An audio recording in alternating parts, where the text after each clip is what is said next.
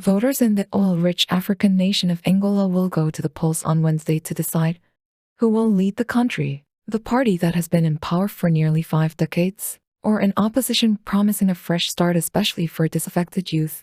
President João Lourenço of the ruling Popular Movement for the Liberation of Angola, MPLA, party is hoping for a second term in office. He has governed Angola since 2017. Lourenço wrapped up his campaign on Monday, claiming to have built a new Angola. There have been exactly 5 years since the moment we started this mandate that is ending now, he said at a campaign ceremony at the weekend. We worked during this mandate to make Angola a new Angola, an Angola that is better accepted by the Angolans, but also by the international community. Angola is the second biggest oil producer in Africa, but the country's vast oil wealth does not trickle down to many of its impoverished citizens. A former Portuguese colony, Angola emerged from the wreckage of a 27-year civil war to become one of the continent's major economic players. Longtime leader José Eduardo dos Santos of the MPLA party oversaw much of Angola's post-war economic growth and rebuilding efforts. Lourenço was the hand-picked successor to dos Santos, who ruled the country for 38 years and made himself and his family enormously wealthy. His daughter Isabel dos Santos became very powerful during his reign, and at one point was the richest woman in Africa.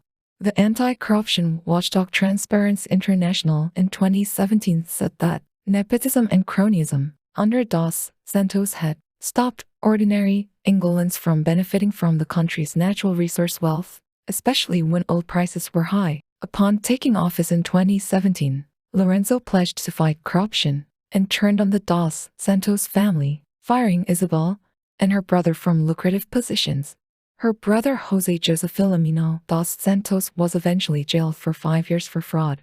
He was the former head of the country's $5 billion sovereign wealth fund. The former president dos Santos died last month while in Spain, and his funeral will be held at the end of the tense election period. Lourenço vowed to improve the economy, but the World Bank says that in rural parts of the country, more than half of the population lives in poverty. Angola's capital, Luanda, is also one of the most expensive cities in the world, with a large expat population working in the country's oil and gas sector. We are not content or happy with the government actions. We await more from them, Luanda resident Pedro Simeo told CNN, while street vendor Madalena Mondal said she sees no benefit in voting. If you ask me to vote, I have no one to vote for, because even if I vote, no one will help my son in life, Mondal said. Who are the candidates? There are 8 candidates in the elections. Adalberto Costa Jr., leader of the main opposition party, the National Union for the Total Independence of Angola, UNITA, is a popular candidate who has tried to appeal to the many voters who are young and unemployed. The estimated youth unemployment rate in Angola was 18.52% in 2021. Election experts said they expect a tight race, and many will be watching to see if it is a free and fair one as the country's ruling party faces one of its biggest challenges. However, opposition candidates rarely win in Angola, and many citizens have said they do not trust the country's National Election Commission. According to a survey by Afrobarometer, Costa Jr., 60, said the MPLA's grip on power is to blame for many of the nation's problems, including poverty, inflation, and corruption. There is a single party in power, a one-party regime, a big cancer this country needs to get rid of, a cancer that feeds on everything to continue to govern, Costa Jr. said. Today, we can see everywhere that everyone is tired of this party, this single party that holds Angola hostage to its interests, this single party that does not allow Angola to be a democracy.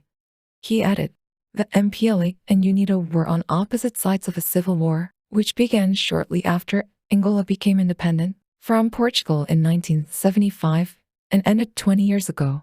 But analysts say this election is less about the country's history and more about the people, who are struggling to get by and feel let down by their leaders. More than 14 million Angolans are eligible to vote on Wednesday, less than half of the southern African nation's 35 million people. The presidential poll will take place simultaneously with elections for Angola's 220-member parliament.